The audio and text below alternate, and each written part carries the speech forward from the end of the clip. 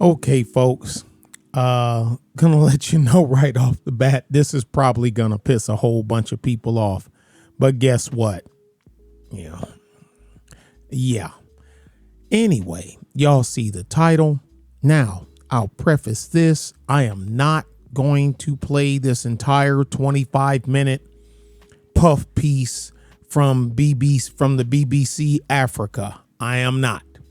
Okay, but what I am gonna say is this. Look,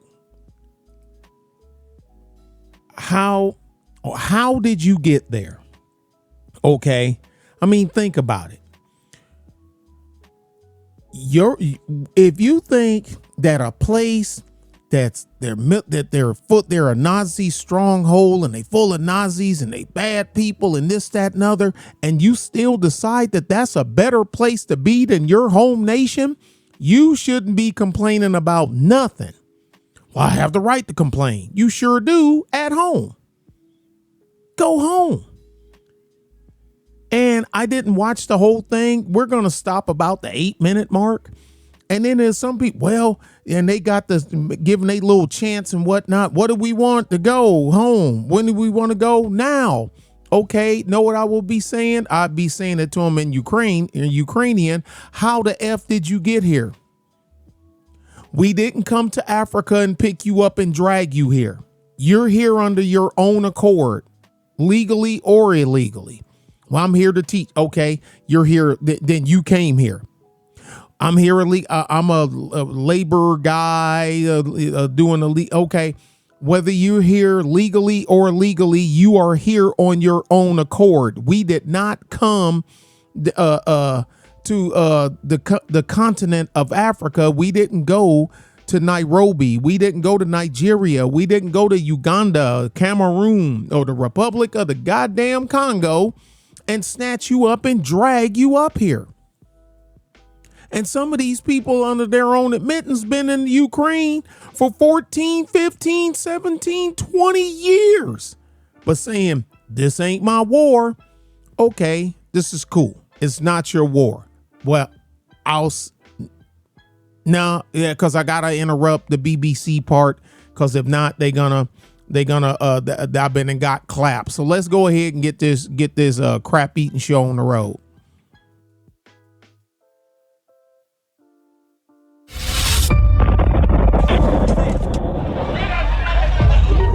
This is not our war. Yes. We need to leave this place. No supplies coming into the city, nothing going out and nothing coming in.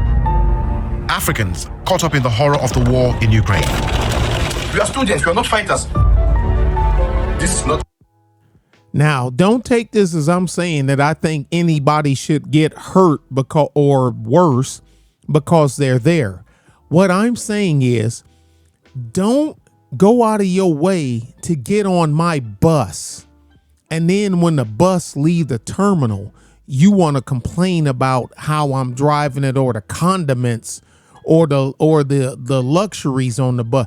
Dude, get off my bus and stay off my bus. That's all I'm saying. I mean, how did you, or I'm a student, or I'm a teacher, or I'm a railroad guy. Don't matter. You could go to school in your home country. You can go to school there. You can teach there.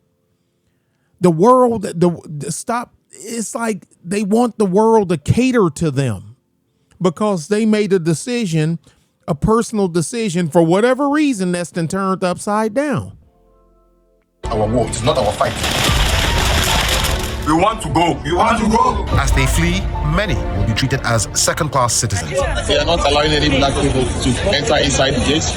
Only Ukrainians, that's all. That if you are black, you should walk. It was probably because they're going to take care of their own first. Probably would be the same thing you would do if you were in your home place and you were in charge of stuff of such. You're going to cut for your own first. I would expect you to cut for your own first.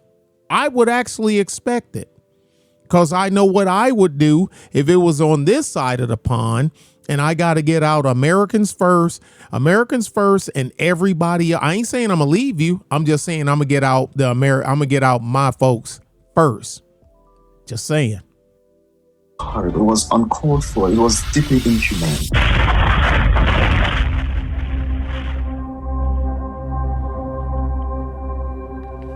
I'm Peter Okwoche. I'm a presenter on Focus on Africa on BBC World News. Since the beginning of the war in Ukraine, I've been covering it for our African audiences and also narrating.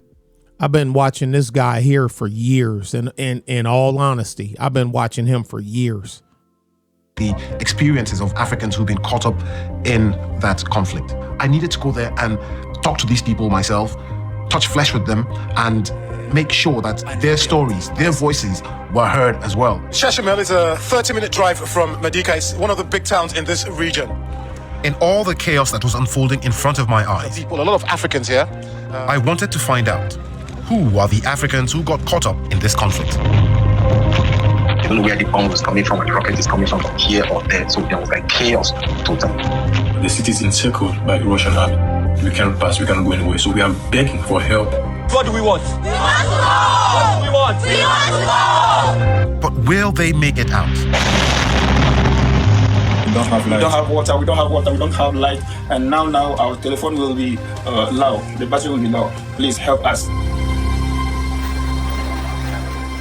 Can I ask you to maybe just describe what the situation is like there at the train station? Oh my God, it's tension. It's like people are fighting to get into the train. There are soldiers everywhere. This is Becky Adong.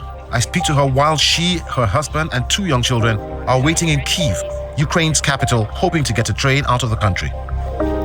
Sorry, my voice is a little bit cracky because the situation is just over me. We're scared. We are really scared. This even scared is an understatement. I don't even know which English word to use. Terrifying. Becky and husband Michael, both from Uganda, have lived in Ukraine for more than 10 years.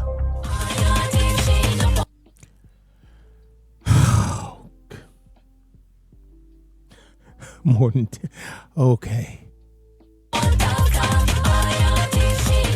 Together, they form a music group called Alpha Alpha. Their children, Daria and Dimitri, were both born in Ukraine. The whole family. Those the ones I feel sorry for are the children, because the children, they don't know. You're dragging them along. Now, you felt it was, I guess you guys decided that it was better for you guys to go to the Ukraine and have children there than in your native country around a whole bunch of Nazi sympathizers. Wait a minute. Now I do believe, because y'all know I lived in Europe for years in two different countries, in Belgium and in Germany. Why would you go and stay there? That and I've asked people that. I remember being in Germany and asking Africans, like, why are you here? You know, they complaining to us soldiers about, why are you here? And I'm not going to get into some of the answers. And then my smart alecky ass retorts then, because I was a young man, and y'all think I'm sharp at the mouth now. I had it bad then. Anyway, onward. Speak fluent Ukrainian and Russian. In this video, filmed before the war, speak fluent Ukrainian and Russia. That's good. Daria and Dimitri are playing in the very same train station they are now trying to flee from. My children I feel so bad for them because this is their home. This is the only place they know. They have not even been to Uganda. By the time we speak, the war is 2 weeks old. Almost 2.5 million people have fled Ukraine into neighboring countries. Ukrainian men between the ages of 18 and 60 are forbidden from leaving the country.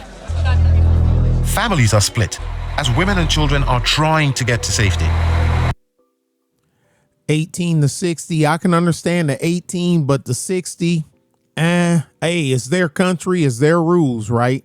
I would be thinking more along the lines of 18 to 40, 18 to 45, because I need able-bodied, because the older you are, in most cases, yeah, there's some 60-year-old man that'll put a whooping on you, but they're the exception. They're not the norm.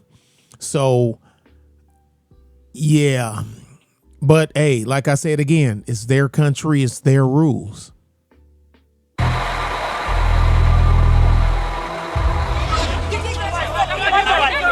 Among streams of people trying to leave are many Africans who are living or studying in Ukraine. Reports started to emerge about discrimination against them. We walked. I walked.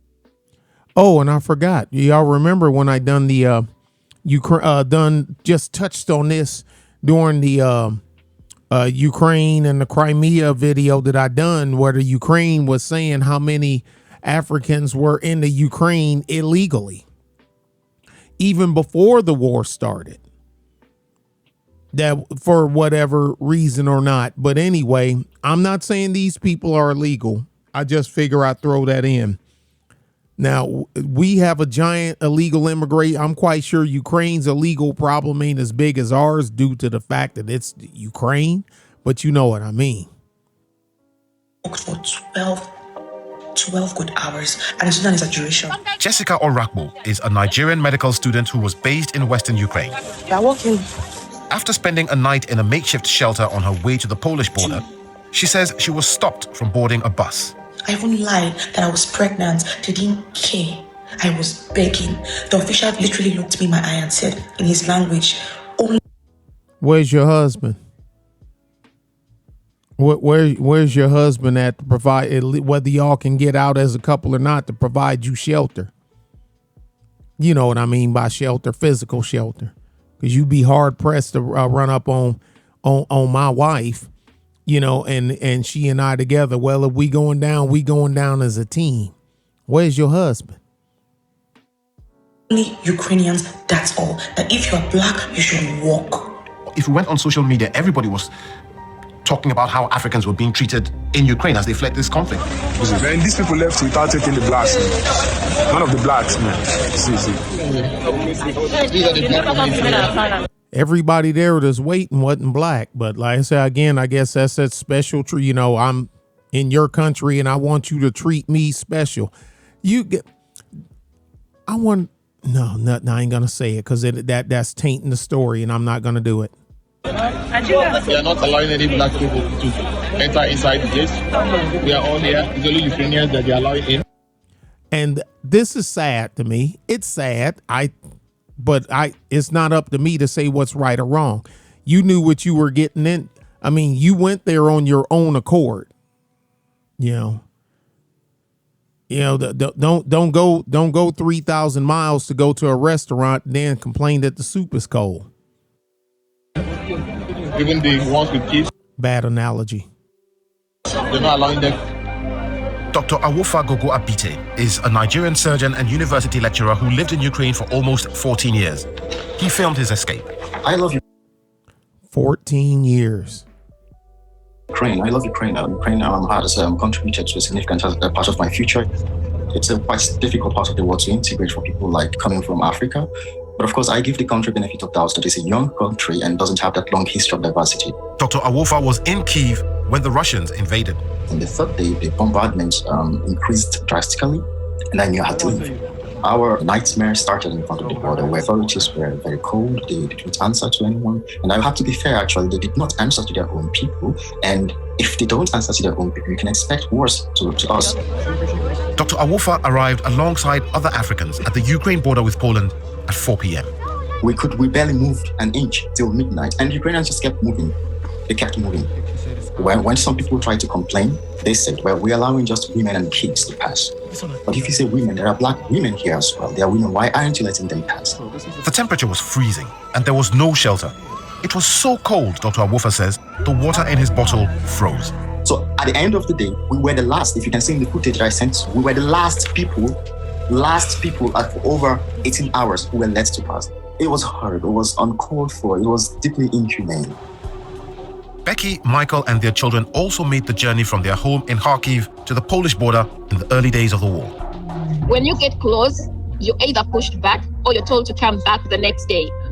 and the temperature is really cold, very cold. So it's a decision of two devils. You either die by the cold or come back and die with the bullets or the shellings. Going back home to Kharkiv, which is also known as Kharkov, was not an option. It was one of the first cities attacked by the Russians. Kharkov was bombed. Houses were being hit. And, anything could happen. Nigerian football coach Obi Ojimadu and his family were also living in Kharkiv when the war broke out. Their family had been in Ukraine for 17 years. When you 17 years. Okay. Y'all, I'm done here. I'm gonna put the link in there if y'all want to watch the rest of it. My cup is full, okay? I done had my fill. Y'all be good, be safe. Thank you. Bye.